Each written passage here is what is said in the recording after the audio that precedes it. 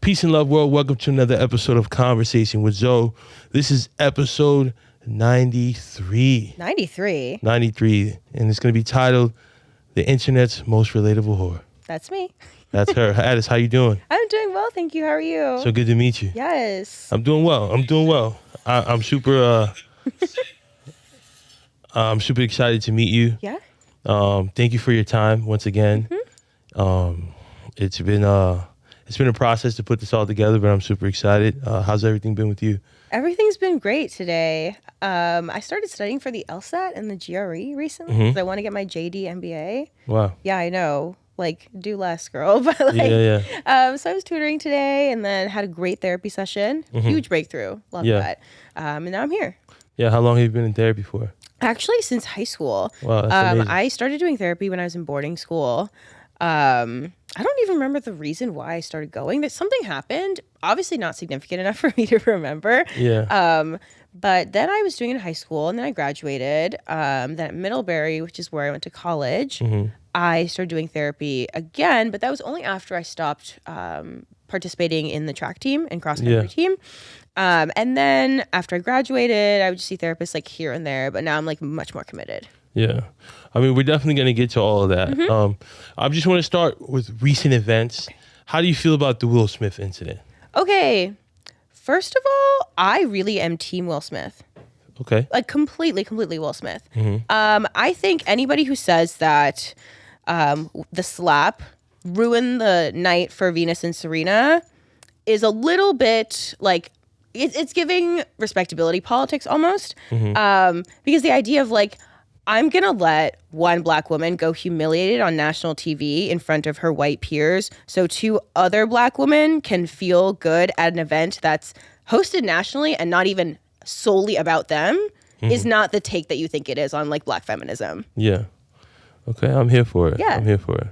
I mean, I definitely, the only part that I don't like about it is the fact that all black people take a jab for it. Like I feel like white people already have like a negative connotation about us. Like there's a stigma that we're violent, we're barbaric, we're animalistic, we don't know how to articulate ourselves, we don't know how to, we always take the violence. So it's like one man's action is every man's, and I kind of feel like that was his action.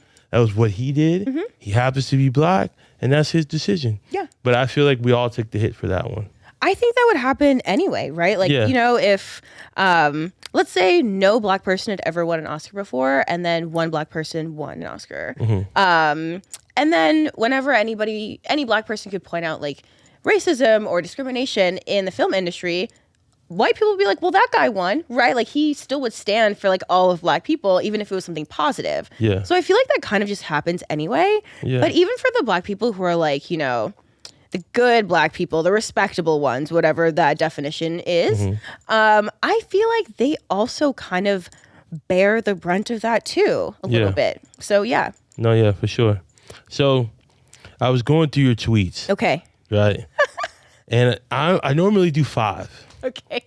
But like I ended up at 11. Oh my God. Okay. So we're going to do half of it. Okay. Get into it. Okay. And come back to it. Wonderful. Because the people want to be entertained, so. Absolutely. Yes. So let's definitely get to it. Make sure you guys like, subscribe, comment. Yeah. Check it out. We're getting there. We're almost at 1,000 subscribers. That's amazing. That's a huge feat for me. Yes. It didn't start for this. So it's kind of becoming this. Yeah. I got some news to announce about the podcast. I'll tell you after. Okay. Don't want to announce to the world. Absolutely. But all right, here's the first one. Okay. I've peed in the street twice during the last 12 hours. Clearly, I'm just as chaotic now that I'm sober for life. Yes. Girl, gotta go. You had to go? I had to go. Yeah. And the thing is, I'm a very fast peer. Like if I have no other talents, I'm a fast peer. Yeah. So it's not like I'm doing this and just peeing for long amounts of time. It's it's happening. Yeah. But I always make sure to pee, in between cars in the dark. Yeah. But I had to go. Where were you? I was actually leaving a friend's show in Bushwick. I was so tired and I was like, God, and then I'm getting back into the Uber and I'm like, well, now I have to pee. What am I going to do? The second time, I was actually coming back from Soul Cycle. Yeah. And I drink a lot of water during Soul Cycle. And then I also went and got coffee afterwards. So I just liquids. Yeah. And I was like, Uber driver, I'm going to pee. So can you please pull over? Because otherwise it's going to be chaos. And he was like, okay. Yeah. So that's what happened. Yeah, I mean, you had to do what you had to do. I did. All right. Straight men with average seeming features, but fat fingers are the devil. Don't ask me how I know this. Okay. So here's the thing. I did have a guy that I was really interested in seeing. It was like a situationship, an entanglement, right? Entanglement. Okay, for the sake of the conversation, I love He had it. normal features, but then Yeah. his fingers were so fat, and he was a terrible human. And I Yeah. was like, okay. And it's something that I just like stuck in the back of my mind because I'd never seen like sausage fingers like that ever. Yeah. And then it happened with another person who also had sausage fingers and also was a terrible person. Yeah. So it's not even like like they're good in bed. No. They're just evil people. Yeah. All right, I'm here for it. All right. I started doing this thing where I don't move out of the way on the sidewalks when white folks, especially white men, are walking in my direction. Yes. Most of the time they expect me to move out of their way, which is musty, dusty, crusty. Needless to say, I collide with many. Yes. It's so interesting because I feel like a lot of white people assume that I'm going to do things for them. Yeah. And I'm just not, especially when it's like they're the ones in the way. Why would I move out of the way? Yeah. That's kind of what it is for me, but it's usually like the men. Like they really think that I'm going to like, oh, no. Yeah. It's crazy because reading it, right? I never saw YT together to make white. Oh. That was new for me. I'm like, oh, okay, that's clever. Yeah. Yeah, I didn't know that. I usually use like WP or WPS, Yes. white people shit. You know what I'm saying? Yeah. Like, I put that, so that's like my code word. But yeah, YT, I never knew that was white. I That was actually cool. did a like a diversity like discrimination training while I was working in advertising. I did this training twice when I was at 2 different agencies, and they asked us to define white culture. I think I put down like Dave Matthews Band. Yeah. I put down cornhole. I put down like borderline sexual relationships with pets. Yeah. And because they really just like be loving their pets a little bit too much. Yeah. And the transatlantic slave trade. That's Wow. what I put as my things. Wow. You got into it. I did. I think I nailed it. Yeah. I actually have an episode on white privilege coming up too. You do? Okay. Yeah, two of my white friends coming on. Ooh. One of them used to be a lawyer in Rikers Island. Okay, cool. So as far as that perspective of the law and, you know, black men being, you know, recycled through the, you know, through the jail system, you know, through the incarceration. So it's going to be a great perspective. Yeah. And I feel like my take on that is that a lot of us from the inner city or wherever you're from, if you haven't really engaged with white people or you don't have white friends, you kind of only ever see white people as your superiors, right? So the only white people you ever saw was a principal, a teacher, a cop. So you never had like an equal relationship or a conversation that was like, you know, more deeply rooted in trying to get to know each other. So I feel like if you've never really had that exposure to white people, then I feel like you get the traumas of the people around you that had an encounter with a white person. You know, so Uncle Roy is like, oh, white people are the devil, and you're 10 years old, and now that's what you think. Uncle Roy's word is bond, and that's what he said. So I think it's just really important to open up the conversation and have it with white men and, you know, ask some uncomfortable questions. Yeah, definitely. You know, so it's going to be a good one. All right. On the Vermont Trail, thinking about Nicki Minaj. Oh my God.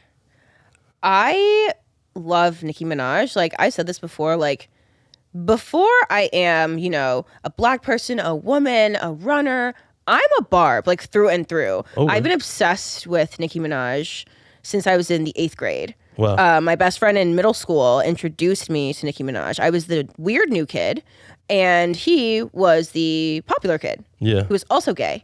And the first day of school, we met, and he was like, do you like Nicki Minaj? And I was like, I don't know. And he was like, I think you could. Something along those lines. Yeah. But I just like, you know, she does have her moments where she's a little, you know, cousin's friend, everything like that. But I think there's something very special about like a black woman who truly does not give a fuck. Yeah. Like Azealia Banks, Rihanna. Yes. Yeah. I'm for that. So you knew you were gay in 8th grade? Oh, he was gay. Oh, he was gay. Yeah. Okay. I'm just like, whatever, you know, Yeah. like people are hot. Some people are ugly, you know? Yeah. So you're more with the vibe, the feeling, the energy. Yeah. It's either I'm into or I'm not. Right. Exactly. Kinda. Exactly. That's a vibe. All right. Oh, so this is good. Oh, no. Some kids be gay, and that's okay.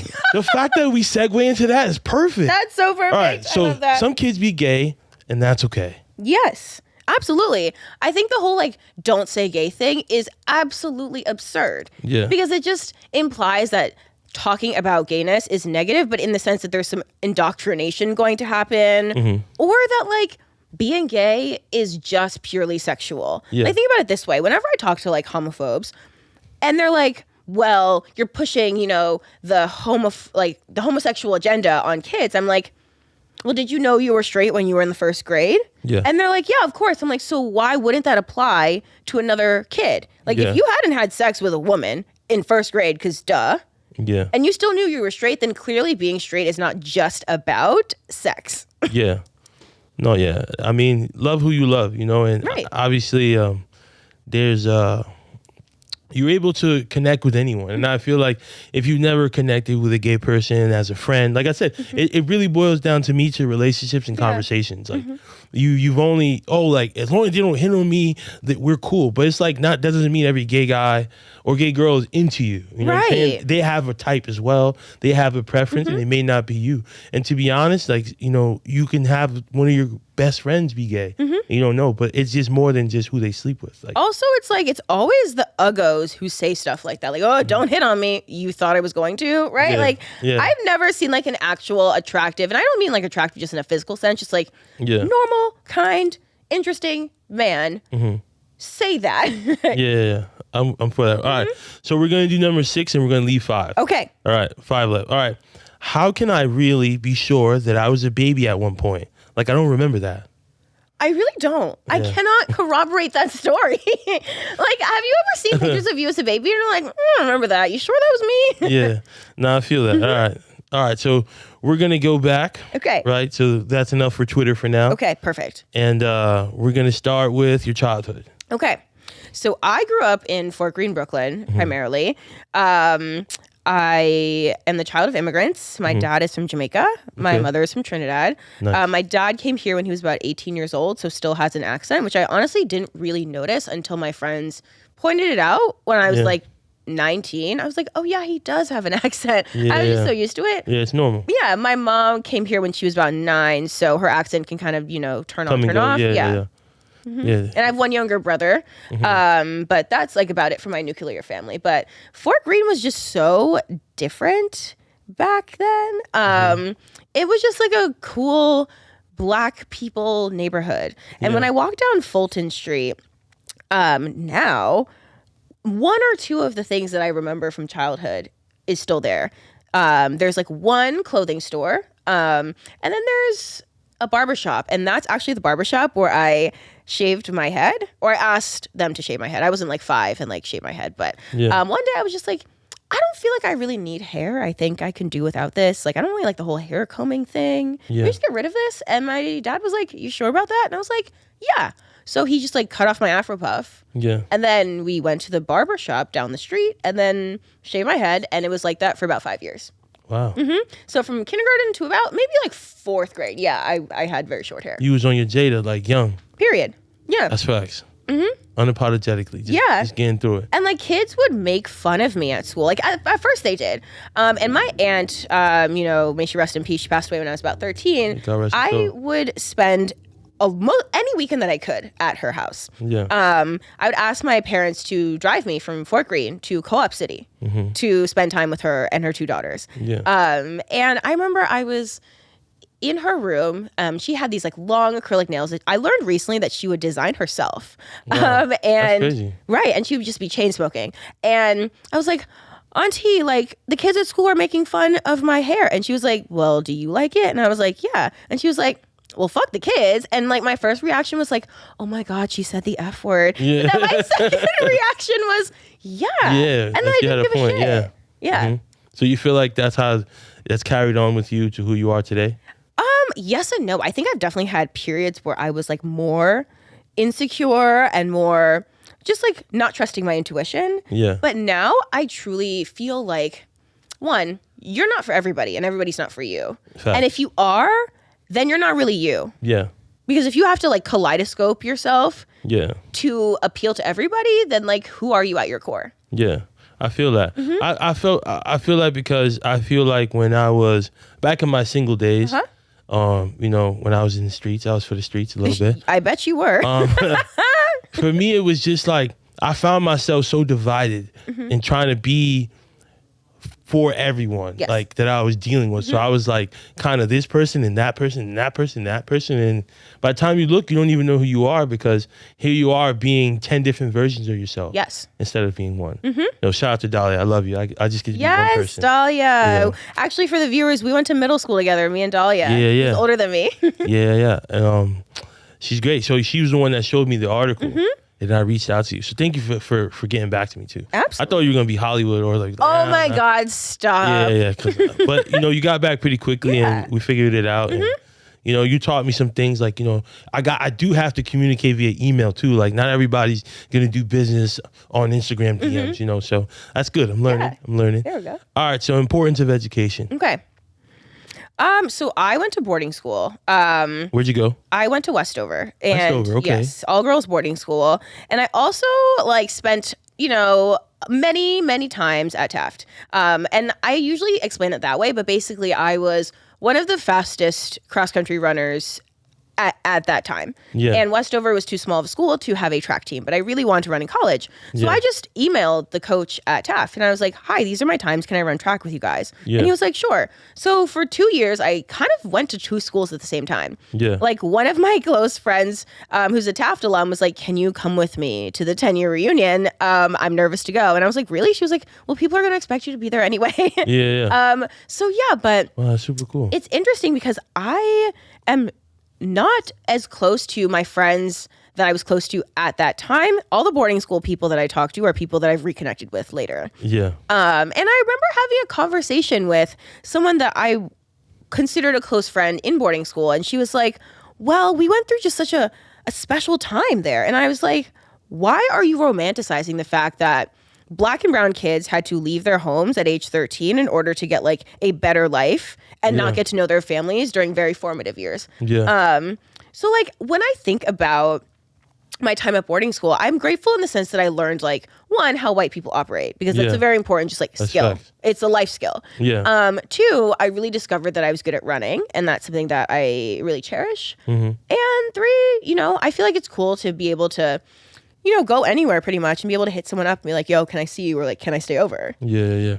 No, it definitely broadens your network as far as like where your friends live and Yeah. where they are, and even outside the country or outside the state. Like, Yeah. it's kind of always someone somewhere. You know, even us as adults, they probably relocate to Cali or Atlanta or Yes. wherever it is, and you can almost find yourself anywhere and find someone. You know, even if you connect with an alum or Facebook or whatever it may be. So Yeah. it kind of comes in handy. But you pointed one point, and that goes back to the white privilege episode, and like I said, like not really being exposed to white people and never having like white classmates or white friends. Like in the South Bronx, where the white people at? You know what I'm saying? I don't see them. Yeah. Everything is black and brown. That's what I was used to. So going to Suffield was a culture shock. I never had white friends. You know, Yes. I never had white teammates. Like everything I ever did was either black, Dominican, Puerto Rican, or some kind of Latin or Caribbean descent. Right. You know, so learning how white people operate, what does that mean to you? It means knowing what they're going to say and do before they actually say and do it. Yeah. And I think I'm actually kind of workshopping this idea that I feel about white women. Yeah. Because I'd say like right now I'm annoyed with like 8 different white women. Yeah. No white men, because I haven't been surprised by a white man in the last like 7 years. Yeah. Like nothing that they do can really shock or disappoint me at this point. Yeah. But the white women will really switch it up randomly. And I feel like I still cannot find the rhyme or reason. Like when they want to be a woman and they want to be marginalized, they will be a woman. But when they want to be white, they will be white. Yeah. That's the thing with them. So that's really what I learned at boarding school, that they can actually just behave so differently at any given time. Yeah. It's funny you say that because there's a white lady in my building that we're like not gym buddies, but we see each other in the gym in the building. Yeah. And I'm not gonna lie, I do see how she got scared the first time. It was 5:30 it was like 5 o'clock in the morning. Okay. I'm coming in all black with a black hoodie, and her back is turned. So she saw me in the mirror. Yeah. So I could that would have scared the shit out of me too. You know what I'm saying? It's mad early. You with don't the really headphones in. With the headphones in. Yeah. And she jumped like she does the scaling like, you know what I'm saying? She gave Jesus a high She five. said Kobe. Like, you know? So we see each other. Okay. Like 3 times a week now. I see her in the street. I'm with my son. Nothing. Okay. So it's like, that was weird. Like, I didn't have a mask on. Right. You see my face in the gym like multiple times the last 3 weeks. And I see you in public and we don't. Right. You know, like nothing. Like it's very strange, I find. Like, it's almost as if they find being marginalized like a fun, exhilarating sport. Yeah. I think for them it's it has to be a certain setting. You know, that they're used to. So if I was in the gym, she would have recognized me. But maybe that setting, maybe I was just like another black guy or another black dude, even though, I mean, you could clearly look at me and you recognize me, you know? Yeah, it's very unfortunate because I have actually cut off a bunch of friendships with white people specifically. And I realized that they actually did not care about black people at all, no matter how many black squares they put up. Yeah. No matter how many times they went to protest, whatever, what have you, they just tolerated me because I was palatable. Because I'm not super dark skinned, because I'm, a suitable size, because I talk a certain way, because I, done certain things. I'm easy to digest. Yeah. But, I'm like, do you have black idols? Black mentors? Do you engage authentically with black media in like a non-tokenizing or weird way? Like, I think anybody who says that Lemonade is Beyonce's best album just likes it when black women are sad, because that's not actually her best album. There's no replay value. I feel that. Like, who's sitting around listening to Sorry? Nobody. You know who's listening to Countdown? Everybody. Yeah, that's a fact. No, I'm here for that. Do you see, why would you, so let's go, we're going to get to that point. Okay. But let's go to your athletic career. Okay. And then we're going to get to the Black Lives Matter and boarding school friends stuff. Yes. So you were an athlete. I was an athlete. Well, you still kind of are, probably, you still soul cycle. You kind of never stop being an athlete. You stop maybe competing, but you're always kind of competing in a different way. Because it translates, to, I mean, you're a boss. Shout out to Plush, all the great things that you do, so. Yeah, I mean, so I joined the track team in middle school. All of my friends were doing track, and I was like, okay, well, I guess I'll just do this. And I used to just beat most of the boys at the mile run. Usually there were like maybe 1 or 2 boys that beat me, but I always came in pretty close to the top, especially as like a younger student. And then I went to boarding school, and we got a letter in the mail that asked us what fall activity we wanted to sign up for. So field hockey, the play, soccer, whatever. And I really didn't know what to choose because I was so overwhelmed. So I didn't sign up for anything. I literally just threw the piece of paper away. And then I got to school, and my math teacher happened to be one of the fall coaches. She was like, Addis, you didn't sign up for anything. And I thought I was in trouble. But I wasn't. And then she started talking up the cross country team. And she's like, going on and on about like the community and blah, blah, blah. And then she goes, sometimes at the meets, you get free shirts. And I was like, period. So I just joined so I could get free clothes. And then turns out I was actually a pretty good runner. And then I just kept being good at it, like pretty good. It came very naturally to me.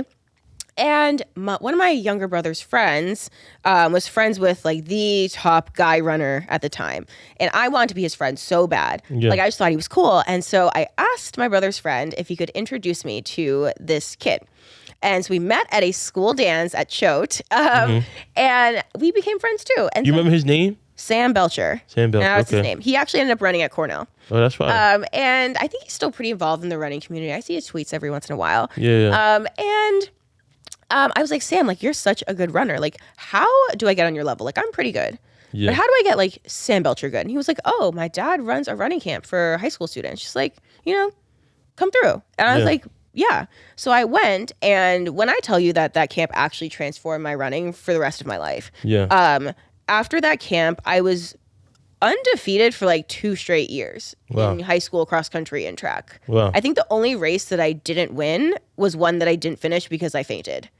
So it was really cool. They actually like filmed us running, but you had to run like around the track and then like towards the camera and then behind the camera, away from the camera, so you could see yourself running from all angles. And then they would pull us in like almost like a football team. Like, okay, look at your head, like look at your shoulders, right? So now I run with almost perfect form. But after that, and then running at Taft, I just continued to run in college. But that team was actually a pretty toxic place, not gonna lie. Yeah. I was the only black woman on the team. Yeah, that's like the baseball team. I was the only black kid too. I was only like I wasn't the only person of we had another Spanish guy.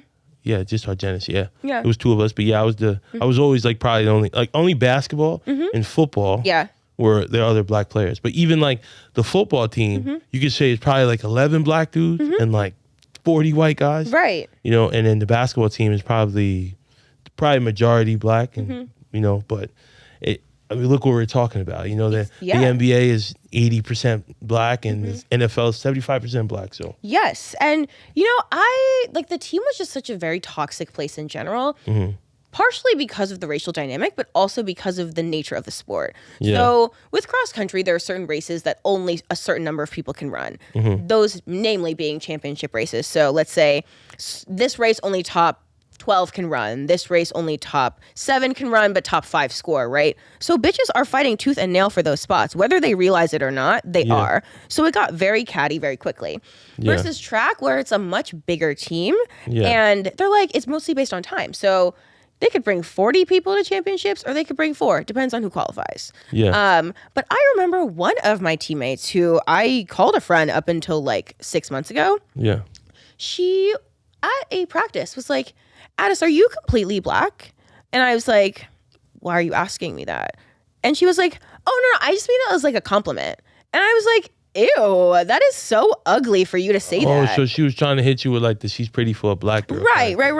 Or, you know, just my demeanor, the way that I am, could not be because I'm completely black. I had to be mixed with something better. Oh, I see. And I honestly was so shocked in that moment. I didn't say anything up until maybe 3 years ago to her. And then she started crying. And I was like, well, now I got to console this white bitch for being racist, right? And it becomes my problem, right? And this is someone that I like continue to like associate with. You know? Almost like a weird like Stockholm syndrome-ish thing. So yeah. Anybody asked you to touch your hair at boarding school? Oh my God. Yo, I used to see that. I'm like, why would you ask her that? Right. Like, I am not a zoo animal. Because if you think about it this way, do they ever ask their white friends to do that?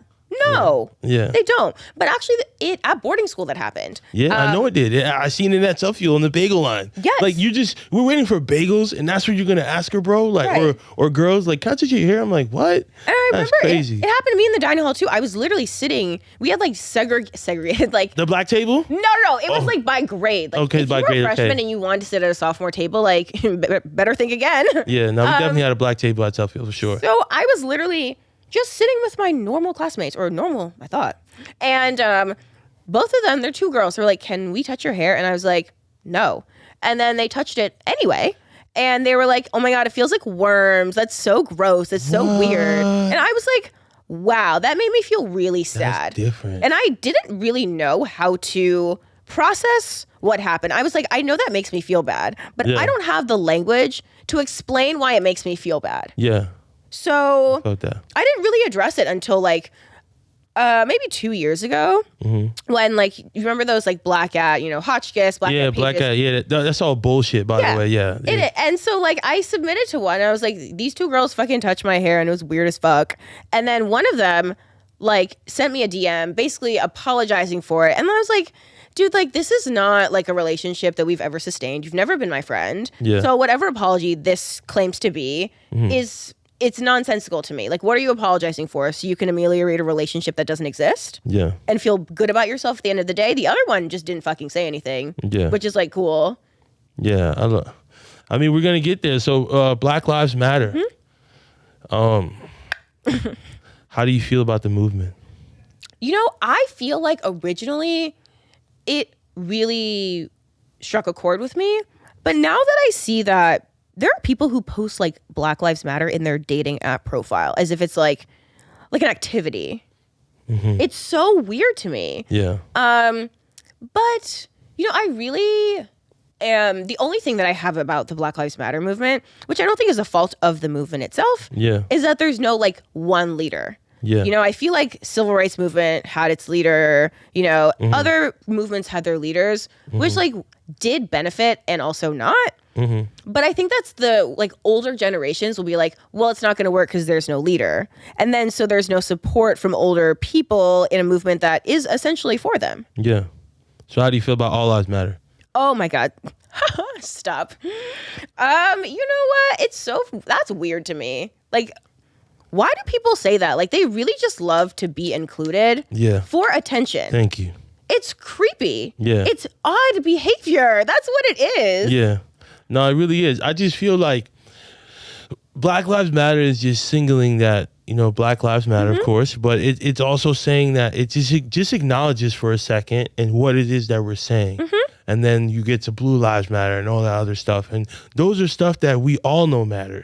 But in this point in time, we want Black Lives to matter because they never have. Blue Lives Matter. Yeah, I mean, that's another. We're going to have a cop on here too. What? I'm going to have a cop. You're going to have a cop? Yeah, oh my facts. God. Is he white or is he black? He's black. He's my cousin. Interesting. Okay, Yeah. I'm going to watch that. Yeah, facts. You know what I'm saying? So why do you think our white friends... So what do you think our white friends don't understand about Trump? I think our white friends don't understand that oftentimes they are Trump. Yeah. I don't think they understand that. And that goes back to my thing with white women is that they can, you know, go to the Women's March and make these little pussy hats that they sold. So it's like weird that you're like capitalizing on this moment. Yeah. But then they don't realize that they're not seeing us for actual people. Yeah. They're interacting with us so that they can check things off of a list. They don't realize that like the little things that they say are hurtful. Yes. They don't realize that like interrupting us when we talk is extremely rude. Yeah. They don't realize that saying things like, oh my God, guys, you know, when you're like at a country club and the food is just so bad is really off-putting. That actually happened to me. Yeah. I was sitting with these like 4 white women and one of them said that and they started laughing. I was like, no, I actually don't know that. It was a really gross thing to say. Yeah. No, they kind of assume that we're all... I mean, that goes back to white privilege. You may not even know it. Some people don't recognize it. Yeah. A kid at Suffield got mad that I said... what did I say? I said white people never understand that they didn't have to be exceptional to go to boarding school. Absolutely. And I just feel like it was your natural born right. You know what I'm saying? Like, what did I have to do to get here? And your dad's on the board. You didn't have to do much to get here. Literally. So it's just like who actually had to be exceptional to get here? Or even like facts are facts. Or even think about like once you're at the school. Let's say you even, you know, had the same application. Let's just say, who is stressed out about affording books? Yeah. Who is, you know, wondering if they're staying on campus for spring break or if they're going home? Not if they're going on vacation, but if they can go home, right? Yeah. You know, who really has to think about how they walk around campus at night? Yeah. Like, that's the stuff that they literally don't think that they need to ask because they think they've done enough. And that's the problem. They think by having 1, 2, maybe 3 black friends means they're doing enough. And they're simply not because while y'all are living in Bed-Stuy, Crown Heights, like with the Black Lives Matter signs posted in your windows, realize that actual black people used to live there and that you're gentrifying areas that you want to live in because they're trendy. Yeah. Like, that's violent in and of itself. Yeah. No, for sure. I mean, I had a lot of heated debates. I blocked a lot of people. Yeah. Unfriended a lot of people. I actually had a friend, well, we recently rekindled. I know he was on drugs and off the hinges and all that stuff.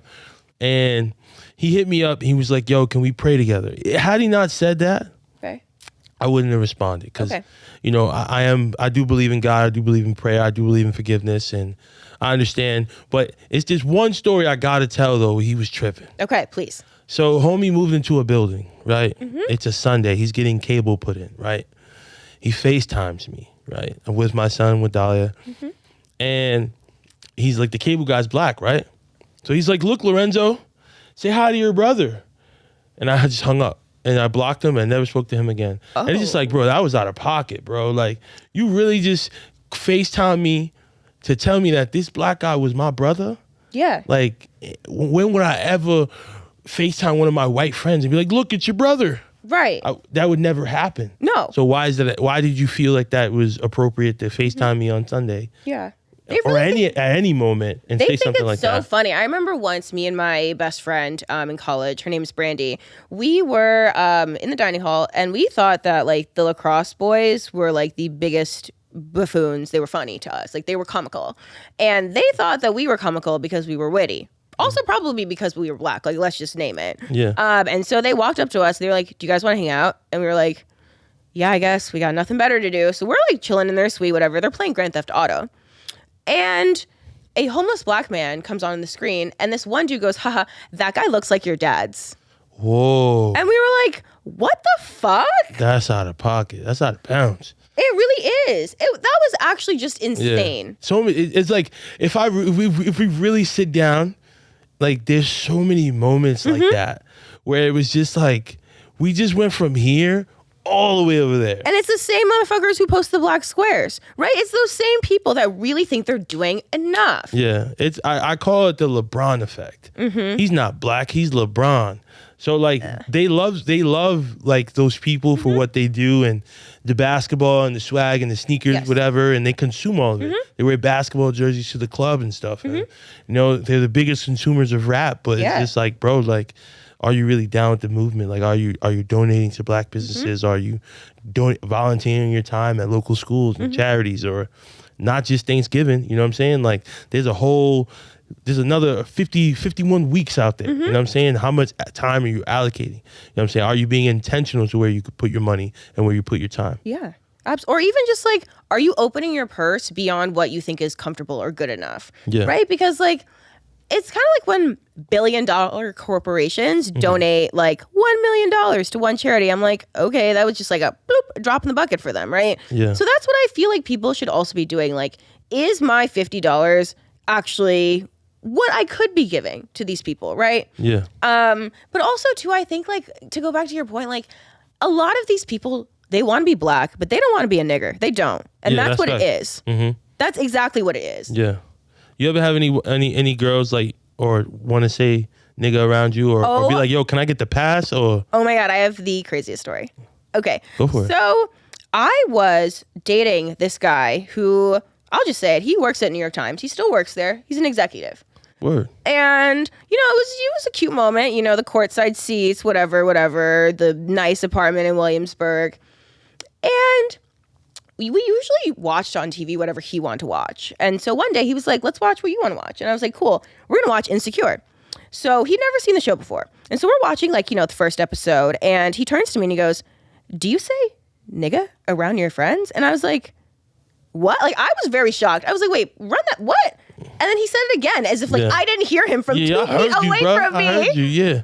And I was like, oh, no, he fucking didn't. Like, I actually just felt so, like, unsafe in that moment. And that's the best way I can explain it, right? Because I was like, I either rip him a new one, and this could become dangerous, or I don't say anything and just feel deep, uncomfortable feelings for the next however long that I'm here. Yeah. Yeah. Yeah, that's deep. But you know what? He's dating a very average-looking white woman, and that's exactly what he deserves. Yeah. That's crazy. All right, Middlebury. Okay. Whew.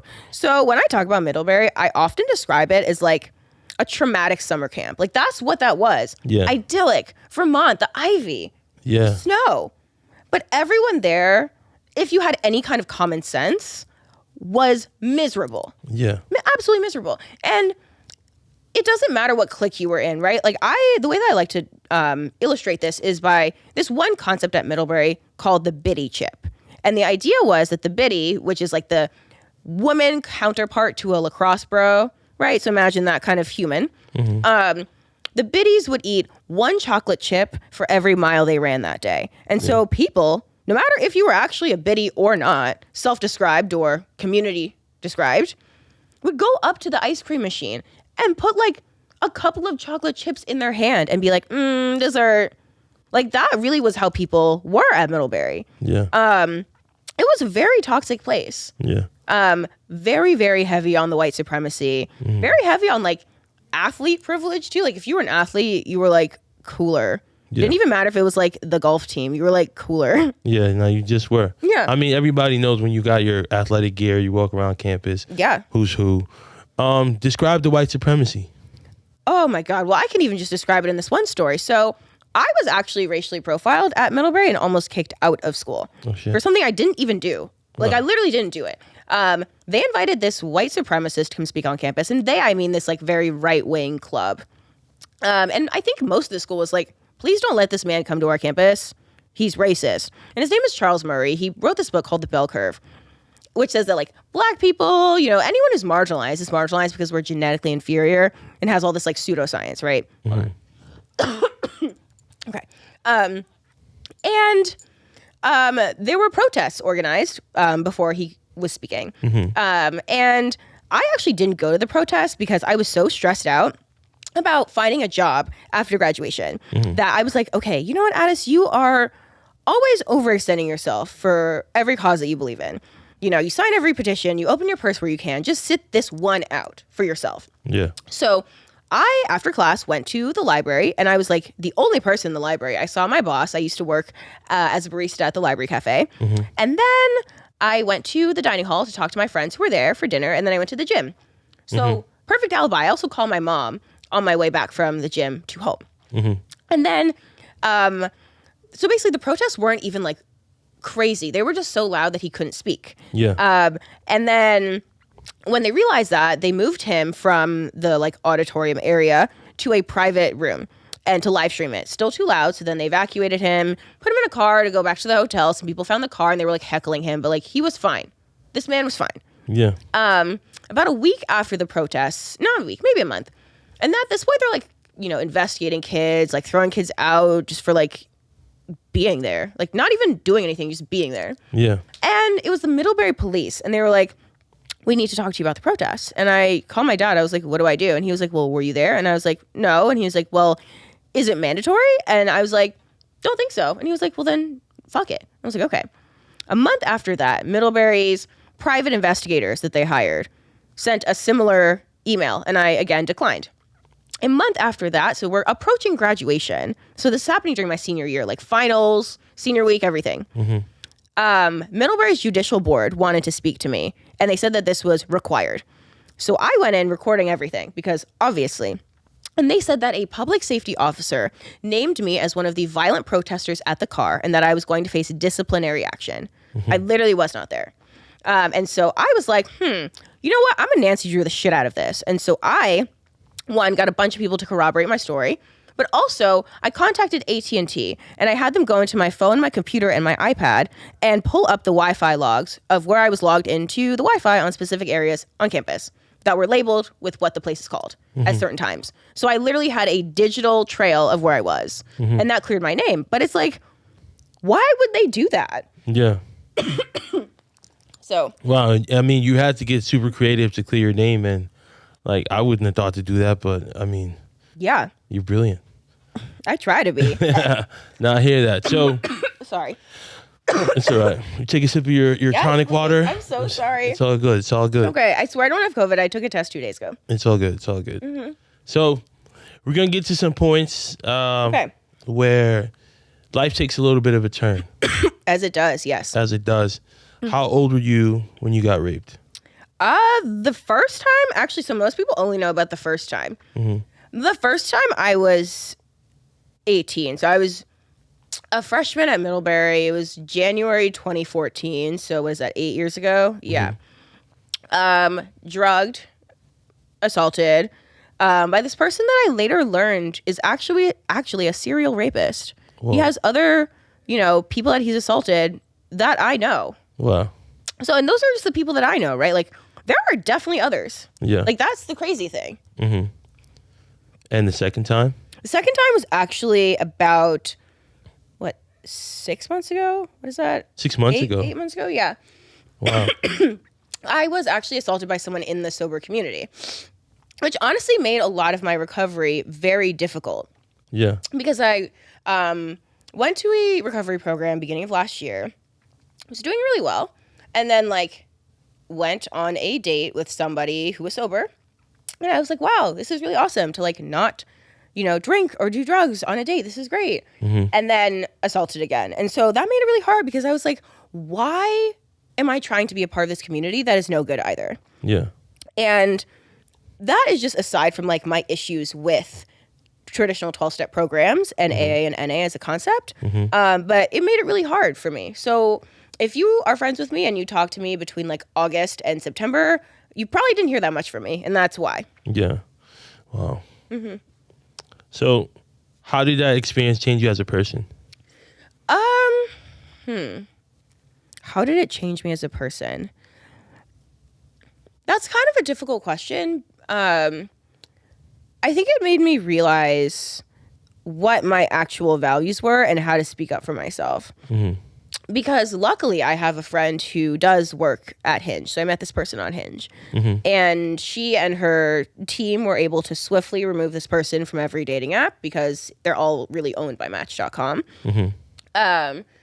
But I think it really also made me realize who were my real friends and who was in my corner. Like, who was really, you know, helping me with the rape kit, and who was really like talking to me, making sure that I was eating every day, versus people who were just like washing their hands of me and feeling like my mental health issues were inconvenient or uncomfortable or both. Because it's really like, people love to be down for mental health. They love to say anxiety, you know, depression, maybe a little bipolar in there if they're feeling really woke. But when it's uncomfortable or inconvenient, then they remove themselves. And like, obviously everyone has certain boundaries and abilities. But like, don't say you're for mental health just for the woke points. Especially if that person is your friend. That's real. That's real. So you've never seen these people again? Well, so the first person I actually went to school with at Middlebury. So we graduated. So you saw him all 4 years? All 4 years. All of them. Wow. The second person I never saw again. Wow. That's crazy. Yeah. Define a sex worker. A sex worker is anybody who trades, I say trade, not sells. Trades any kind of sexualization of themselves for a monetary gain. Because it's often monetary. I mean, you can do sex work for drugs or, you know, for other kinds of things, but overarching, it's usually for money.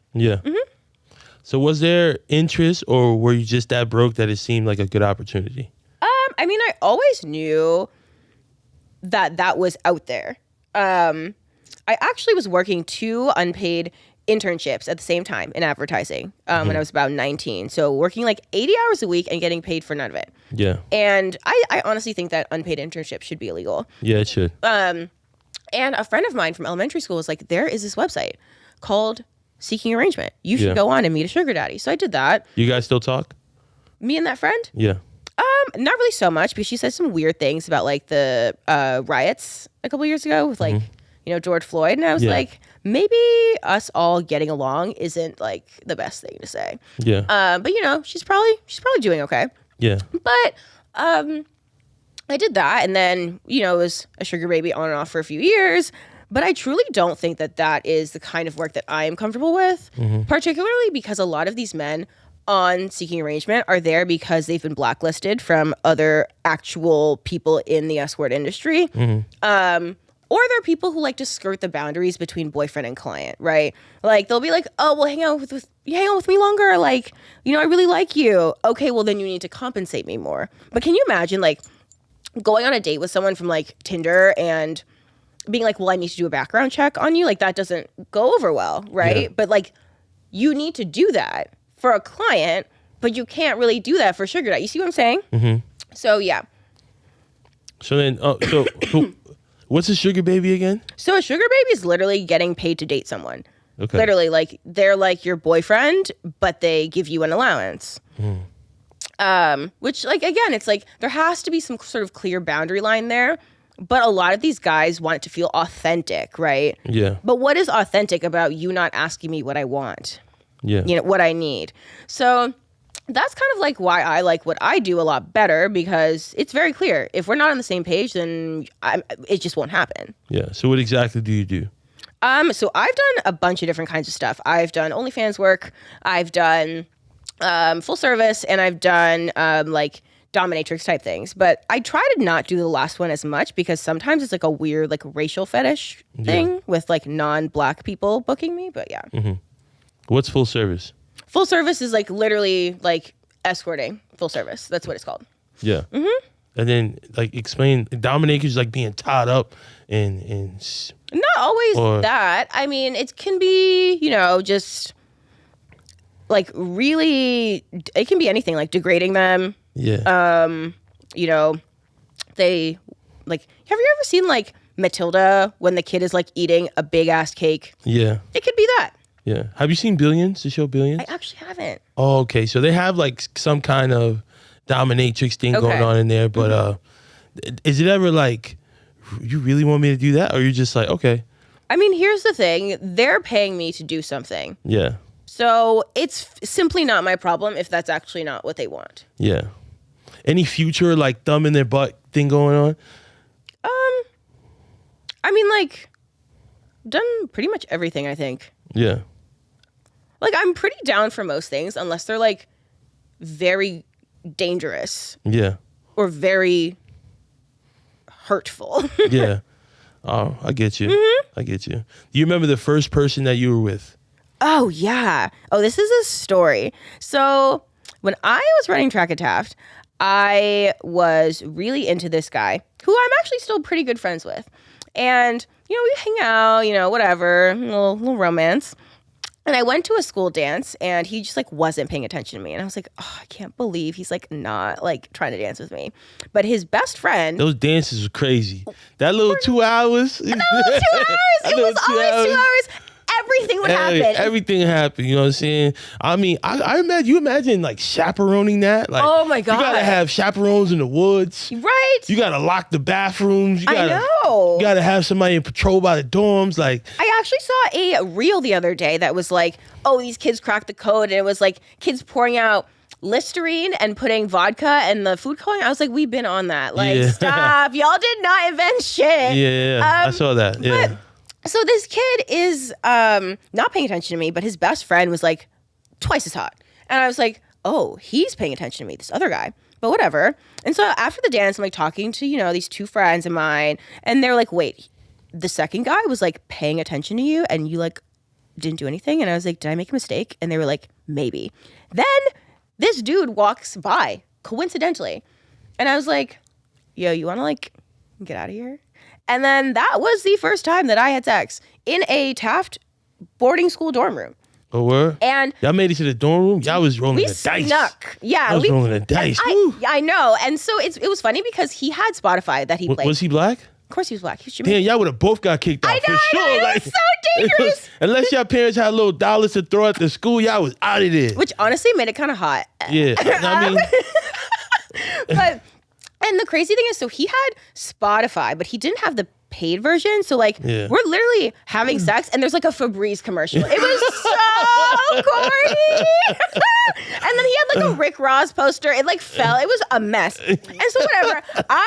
No, the deed is done. We're done. Yeah. And then I leave his room and who do I see in the hallway but the original dude that I really liked. Yeah. And I was like, oh, he knows I just like fucked his best friend. Yeah. That's drama. So yeah. Did he go raw dog or you used protection? I feel like we used protection. I don't really remember, but like I feel like if we didn't, I would have remembered that. Yeah. Yeah. Yeah. He also was like kind of a player, so like I wouldn't be surprised that he just like had mad condoms like in his boarding school dorm room. Like, so then did that relationship continue or was it? Like it was just a one-time thing? Oh yeah, me and the guy that I had sex with one time. It's funny because I remember he sent me these like really scathing What school did he go to? He went to Taft. He went to Taft. Okay, he went to Taft. Yes, okay. so I don't really know a lot of people at Taft. He sent me these very scathing messages on, I think, Facebook Messenger. Yeah. And then I was like, wow, that was very mean. And then exactly a year later, he was like, I found the letter that you wrote for me. Thank you so much for your presence in my life. Like when it was exactly a year later. Yeah. And I was like, oh, he's odd. Yeah. So how much did you get paid the first time? It was, I don't want to give certain numbers. Yeah. But it was. Ballparks? We can ballpark. It was about a third of what my current rate is. Okay. A third of where your current rate is. How do you negotiate prices? So I actually do not do that at all. This is not a flea market. Yeah. It's kind of like, do you go to a restaurant and say, well, I can't really afford to get the steak, but can I pay like 80% because I'm broke? No, that would not go over well, especially if they don't know who the fuck you are. Yeah. So, no, but you could go to a different restaurant. Like, that's totally fine. You can go to Applebee's to get a steak. Period. Like, you don't have to go to Danielle to get the steak. Yeah. So I literally don't negotiate prices, but especially like you don't go to, Zara and ask them to put things on sale for you. Yeah. And I explained this once to like a potential client and he was like, yeah, well, I just go to the sale section. Bitch, they didn't put that on sale because you asked for it. It was on sale from jump. Yeah. Yeah. So no, I don't negotiate prices. And I think that's very important for people in any industry to be very firm on their rates. And I mean, I can change my rates if I felt like it. Like I really could just change them, but I'm comfortable with where they are now. Yeah. Yeah. Are you selective? Yes. So I actually set very, very strict boundaries with anybody who wants to book me for anything. I have coffee dates available. I have, dinners, whatever. It doesn't literally... Can I pay you for coffee date? Yes. That's crazy. It's not crazy. Oh, no, I'm not. I mean, I'm just saying, like, you know what I'm saying? Like it's like premium coffee or just Starbucks? Or? No, they're paying for my time. That's the whole thing. Yeah, paying for your time, So you're never really, like, paying for, like, certain things. Like, you're paying for someone's time. Yeah. And I'm like, why would I waste that? Yeah. So yeah, I have very strict boundaries, which I actually posted about boundaries today, where I love that there's been so much conversation around setting boundaries and like, really advocating for yourself. But I think a lot of people have just been using that as an excuse to move different without telling people. Yeah. Like a boundary is saying what you need or want clearly and confidently. Yes. It is not just switching it up on someone and getting upset when they don't do what you want. Yeah. That's actually extremely selfish, Yes. especially considering that there are a lot of neurodivergent people. Yeah. And sometimes these like subtle hints that you think you're giving are not subtle at all. Yeah. I actually had this issue with some of my boarding school friends actually, Yeah. where they were like upset about something that happened a year ago, something I literally could not remember. And I was like, so y'all have been playing in my face being my friend for a year over some shit that happened a year ago, and you're mad now and taking a space in the form of a boundary of unfollow me on Instagram. Yeah. Right? Like that's not adding up. Yeah, it doesn't. No. And it was very odd because I was like, if y'all are my friends and you thought I was acting out of character, why didn't you say anything? Yeah. You waited until 365 days later to remove yourself from a situation that honestly you kind of created. Yeah. I see that. Does it ever get weird? Between who? You and clients? Not really. I mean, the ones that can follow all the rules are the ones that like I know I can fuck with. Yeah. So in terms of getting weird, like, I mean, if someone develops feelings for me, I cut that off because that's kind of an abuse of a power dynamic that I don't feel comfortable taking advantage of. Like someone just booking me all the time to see me all the time. Also, it's just like I don't like them like that, Yeah. But it doesn't get weird. I mean, I feel like the ones that I see, I really like a lot. Yeah. I really do. Do you ever catch feelings? No. Never. I have hoes. You got hoes. No, I have hoes. Yeah. No. I mean, like, do I enjoy the time that I spend with them? Absolutely. Yeah. I actually have a piece coming out soon that's called "Why I Never Fake Orgasms," especially with men. So it's all real. It's all real. And that's part of like what my brand as like the internet's most relatable whore is supposed to be. Yeah. Right? Like for most of these sex workers that you see on the internet, whether they're an OnlyFans person or a porn star or whatever, you don't really know what they do outside of that. Yeah. Right? Like you don't know what their hobbies are. Sometimes you don't even know what their voice sounds like. That's a fact. They're a human being at the end of the day. Yeah. And that's why I think I wanted to do, I did an OnlyFans episode and everybody was all worried about it. But I'm like, you guys are only focused on one thing. And that's OnlyFans. But there's so much more than that. Absolutely. And the episode showed much more than that. And she actually, shout out to Yaya Cabana, she said something that I've always wanted a woman to say. Yeah. And when she said that women need to stop keeping men from seeing their kids. You can't like just use your kid as a pawn. There's a lot of men who actually care and want to be fathers. And just because your relationship didn't work with him, like, doesn't mean he can't be a dad, especially if he wants to be one. I mean, and that's kind of what my mom did. Even though, like, her relationship with my father absolutely fell apart, he was still a part of my life. Yeah. And I've decided on my own accord to not include him in my life. Okay. So she was like, you have the chance to prove to her that you are a good person. And he didn't do that, which is not my mom's fault. But Gotcha. Do your parents know about this? Everybody knows about this. Okay. I mean, I have my father blocked on everything, but that has nothing to do with like my work. That literally has everything to do with the fact that I don't like him. You don't like him? Okay. Yeah. I understand. Does you not having a relationship with him, does it feel like it plays a role in any of this? No, actually, it has very little to do with it. If actually, it doesn't have anything to do with it. I think, no, not at all. It's really more about like me having fun with my sexuality and getting paid for that. That's really all that this is. Yeah. It's about me learning a lot about myself through sex. And I actually have another article coming out very soon that's called Unique Life Lessons That I've Learned Through Being a Whore. Yeah, because I'm getting a lot of exclusives today. Yeah. A lot of horror shit. Yes. You should be on Horrible Decisions someday. You ever heard of that? No, what is that? There's a podcast called Horrible Decisions. Oh wait, it's like spelled whore? Horrible, yes, yeah. I subscribe to them. Yes. Yeah, this is her. She owns this. No way. Yeah. Shut up. Yeah, Put that's me a on. fact. I'm a try. Yes. But you know what I'm saying? She's the manager right here. So, Yes? we can make Okay. her happy. You know Thank what I'm saying? So this is going to open the door for them, Love that. Weezy, this is my assist coming your way. You know what I'm saying? Just putting it out there. Yeah. But yeah. Do you ever feel like not having sex? Yeah. I mean, and it's funny because people will be like, oh, are you really attracted to your clients? And I'm like, okay, if Drake and Future are at Magic City, where do you think everybody else is? Yeah. Like, why wouldn't there be attractive people who want to seek out sex workers? Like, come on now. Yeah. But I've had really great sex with clients and horrible sex with boyfriends. And I've also had really great sex with boyfriends and horrible sex with clients. So like, it really doesn't even like, it's not a one-way street for me. Like on average, like what do your clients do for a living? Oh, I mean, all kinds of Like shit. hedge fund, Wall Street, I mean, some of those. CEOs. Some finance. You're a some CEO. Tech. I am. Yeah. Some finance, some tech, some other, random jobs, some artists. Yeah. But for me, I like really don't pocket watch because I know my rates are high and, people can afford it when they can. Some people see me once a week. Some people see me once a month or every 2 months. It doesn't really matter to me. But I also think it's mad weird to like, police how people who don't have as much money spend the money. Yeah. Right? Like, why are poor people not allowed to indulge or have fun? You know? I think that's very odd. Yeah. You had sex today? I didn't.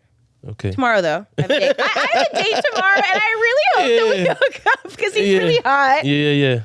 Okay, so he pays. So they pay for the date part, or is it like? Oh, I have an actual like not work date tomorrow. Okay. Yes, I date in my free time, and I'm very clear with everybody that I date. Right? I'm like, I do this thing. You can either, take it or leave it. This is me being honest and protecting my time and my energy. Yeah. I actually did end up in a situation where someone that I was dating, that was the reason why we broke up because I was doing sex work and he could not handle it, even though that was something that I told him before we met.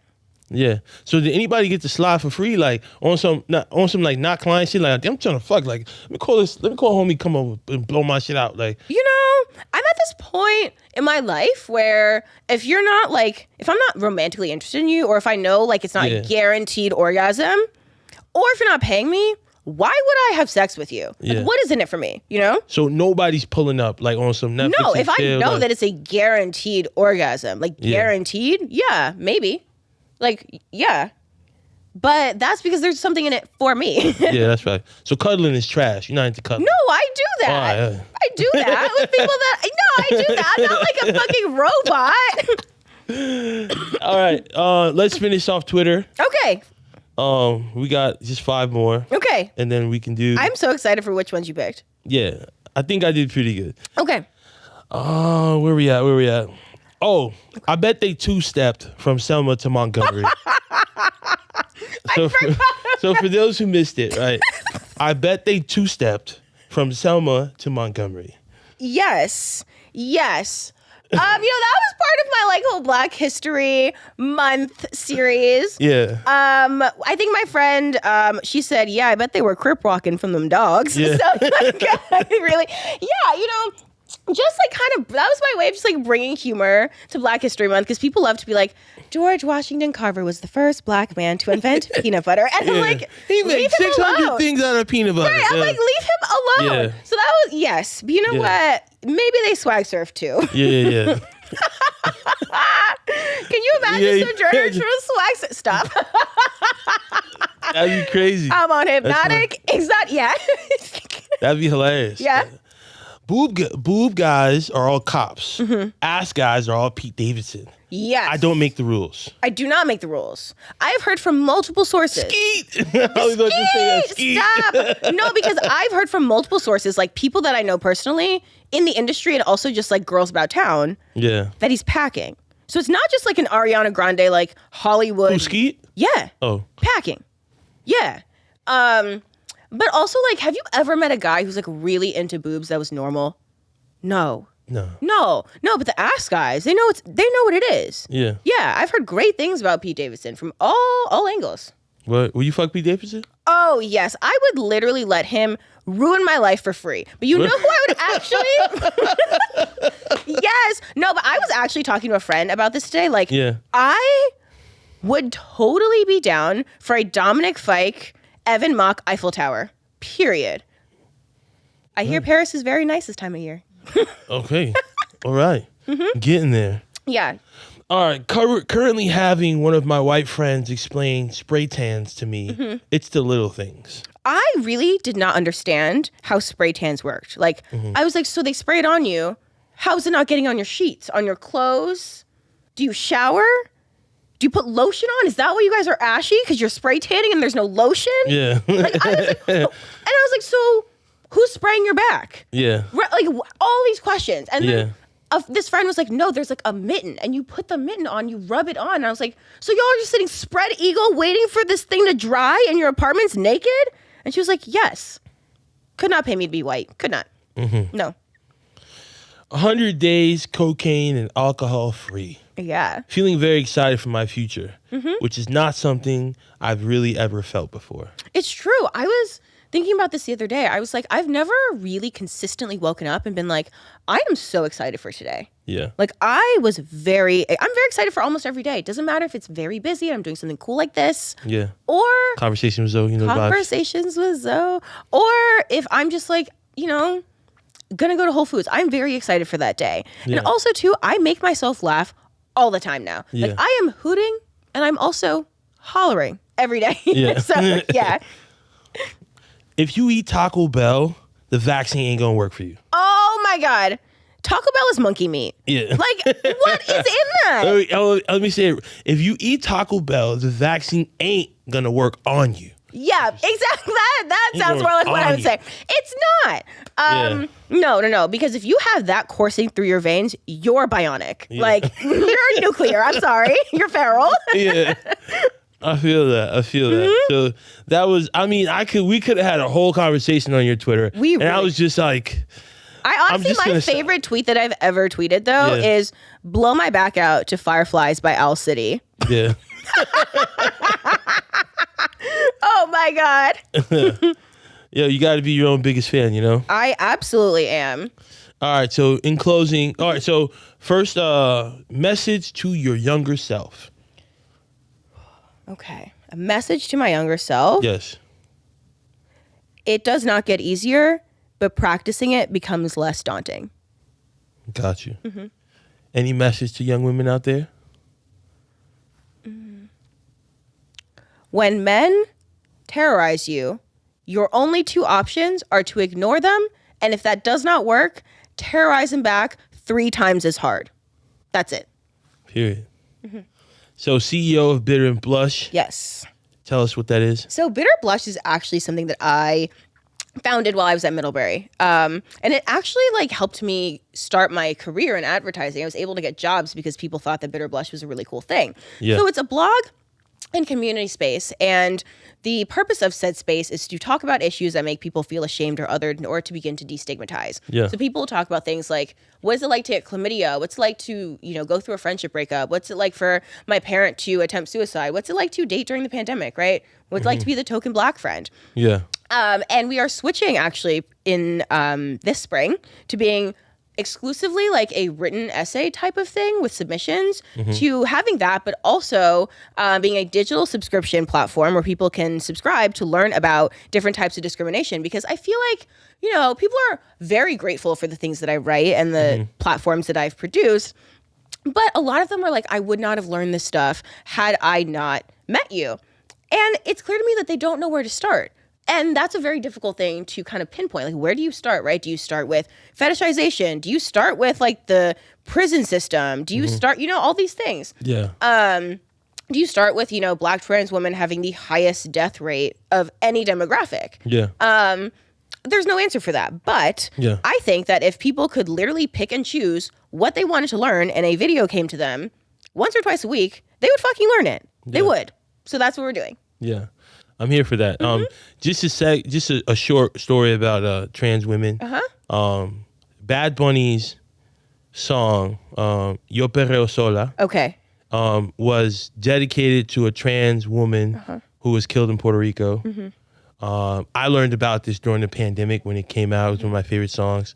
And I took my sister's tutu and I danced on TikTok about it. Yeah. And that was, the OGs on my block were like, nah, what's wrong with your mans?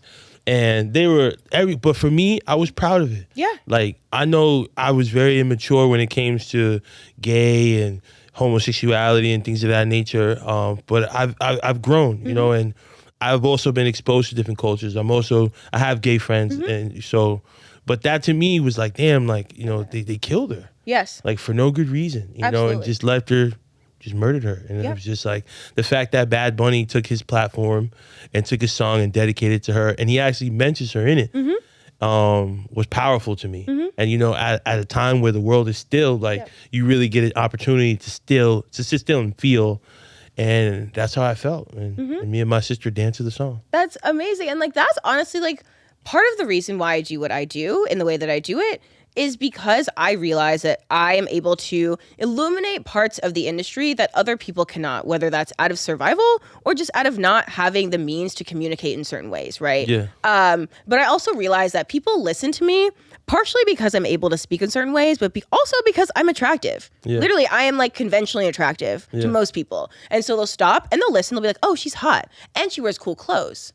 And what she's saying makes sense. I'm going to listen. But nothing that I say hasn't been already said. I'm just repurposing it and repackaging it in a way that feels authentic to me and in a way that I think that people will listen to it. So like, I am so privileged to be able to take on clients that I like, or not take on clients that I don't want to see. There are people who need to see people repeatedly out of survival. And a lot of these people are Black trans women. They're people who work the streets, and they're people who are, undocumented or what have you. Well, that's powerful. So once again, thank you for your time. We've had an amazing episode. We're going to drop this as soon as we can. Yes. Once I get the promo clip and everything. Okay. Most likely Monday. Okay. We're definitely going viral. Oh my God, I'm so excited. And, we're going to run it up. So thank you for your time. Make sure you guys like, subscribe, comment. Yes. Go follow. Shout out all your handles, all your businesses. Yes. So my handle is Addis Fouché. So it's ADDISFOUCHE. So literally my name. And you can follow Bitter and Blush. Yes, bitter.blush. Yeah. It is in my handle on my Instagram. Yeah. So yeah, my Twitter, TikTok, Instagram, all findable through that one handle. Yes, let's get it. Thank you. See you guys. See you. Bye.